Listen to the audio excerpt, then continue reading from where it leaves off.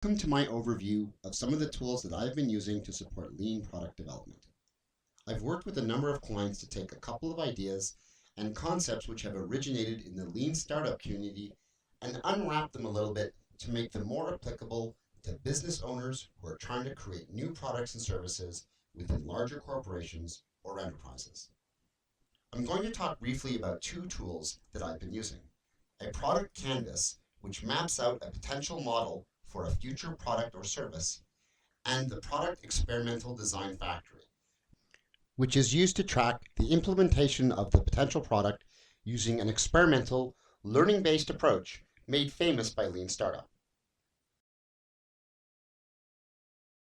Looking at the right side of the canvas, many of these sections are borrowed directly from the Lean Startup variant. When filling out the canvas, you usually start with trying to describe specific problems that your new product will address, along with potential customer segments or customer personas who are feeling pain because of these problems. Typically, your attention then focuses next on the middle of the canvas, where you note down your initial thoughts around what the product will actually be like. Begin by taking a stab at describing what the unique value proposition of the product is, outlining some of the key features, and then finally listing out some of the competitive alternatives to your product.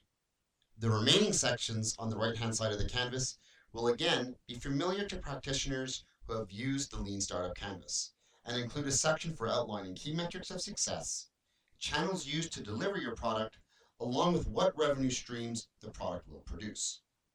The left-hand side of the canvas borrows much more from the classic business model generated canvas. You'll want to mark down key activities and key resources required to build your product or service, taking note of which activities and resources your organization is already in possession of, and which of these resources and activities will require brand new capabilities. This section is important to fill out as it often represents a source of key risk for larger enterprises whenever they try to innovate on a new set of products or services. Key partners is likewise borrowed from the business model canvas. Use this section to describe any key suppliers or integrated partners required for success. Finally, various costs, whether generated internally or as a result of partnerships, can be taken note of and should be balanced against the revenue stream box within the canvas.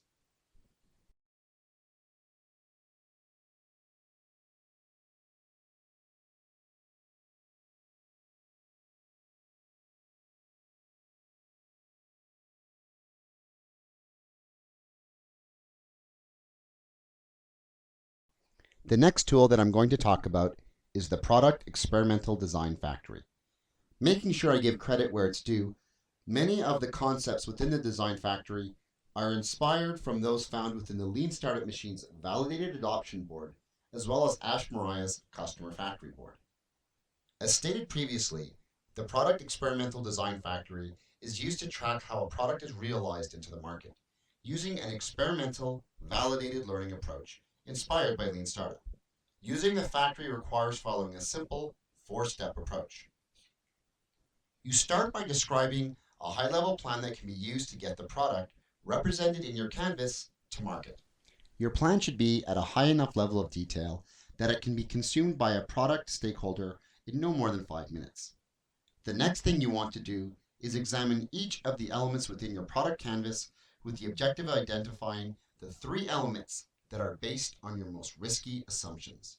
These top 3 canvas elements form the main hypotheses for your next minimum viable product, or MVP. The Product Experimental Design Factory contains a section to track the progress of your efforts from one MVP to the next. As you move to the next riskiest elements on your canvas, they are placed underneath the MVP used to validate those risks. Deciding which elements in the product canvas should be validated first can be based on the severity of risk inherent in the canvas section which the element came from. Defining and validating MVPs according to this order will cause product developers to follow a lifecycle that is similar but not identical to the customer development oriented lean startup lifecycle. Once you've determined the hypotheses that will go into your next minimum viable product, you can start running experiments to validate whether your hypotheses are correct or incorrect. Experiments follow a build, measure, learn loop made famous by the Lean Startup method. Experiments are annotated by an experimentation type. Earlier experiments are based on maximizing learning while minimizing the amount of actual effort, and frequently will not require any actual product development.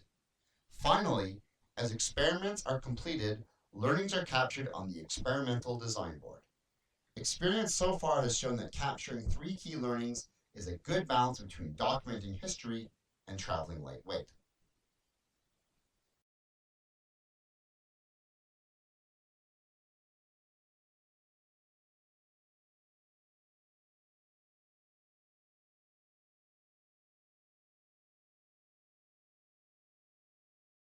Thanks for taking the time to watch this short presentation. During my next session, I'll provide a real-world example of how I've used both the product canvas as well as the experimental design factory to help a client realize a brand new product for their business.